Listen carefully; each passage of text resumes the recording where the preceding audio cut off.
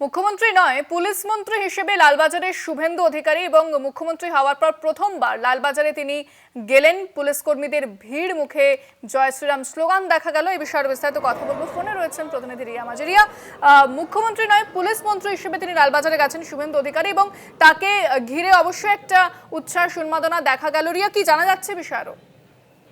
দেখো, মুখ্যমন্ত্রী হিসেবে নয়, পুলিশ মন্ত্রী হিসেবে এসেছি আপনাদের সঙ্গে দেখা করতে। লালবাজারে ঢুকেই তিনি এমনটাই পুলিশের উদ্দেশ্যে তিনি এমনটাই বলেন। এবং মুখ্যমন্ত্রী হওয়ার পর এই প্রথমবার লালবাজারে শুভেন্দু অধিকারী এবং লালবাজারে ঢোকার পরই যেটা দেখা যায় যে কলকাতা পুলিশের হেডকোয়ার্টারের চিত্র একদম বদলে যায়। কারণ পুলিশ কর্মীদের মুখে জয় শ্রীরাম স্লোগান এবং তার পাশাপাশি শুভেন্দু অধিকারীকে দেখার জন্য উপচে পড়া ভিড় বিভিন্ন বিল্ডিং এ লালবাজারে।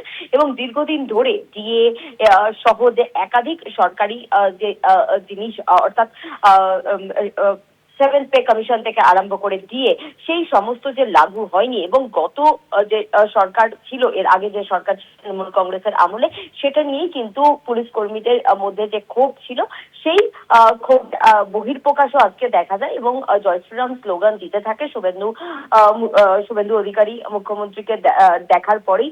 এবং তার পাশাপাশি তোমাকে জানিয়ে রাখবো যে কলকাতা পুলিশের যে পরিকাঠামো রয়েছে এই মুহূর্তে, সেটাকে আরো কি করে উন্নত করা যায় এবং যেভাবে গত যে যখন আগের যে সরকার ছিল সেই সময় যেভাবে চলেছে পুলিশ, সেভাবে যাতে এখন না চলে। কারণ এই সরকার অত্যন্ত স্ট্রিক্ট। কোনো পুলিশের বিরুদ্ধে যদি কোনো কমপ্লেন রাজ্য সরকারের কাছে যায়, সেক্ষেত্রে কড়াভাবে ব্যবস্থা নেওয়া হবে সহ এরকম একাধিক বিষয় নিয়ে কিন্তু মুখ্যমন্ত্রী তিনি আলোচনা করেন।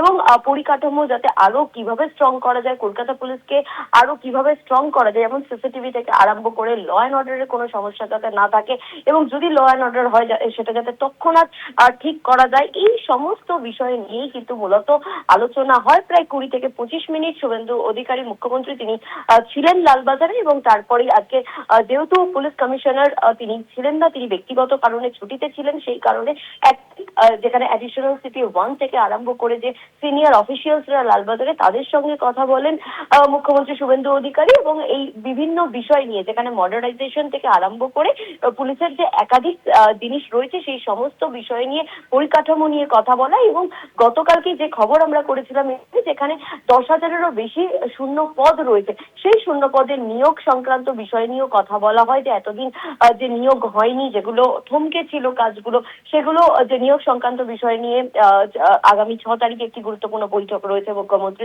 সেখানেও এই বিষয়টা উঠবে বলে আশ্বাস দেওয়া হয় কলকাতা পুলিশের কর্মীদেরকে।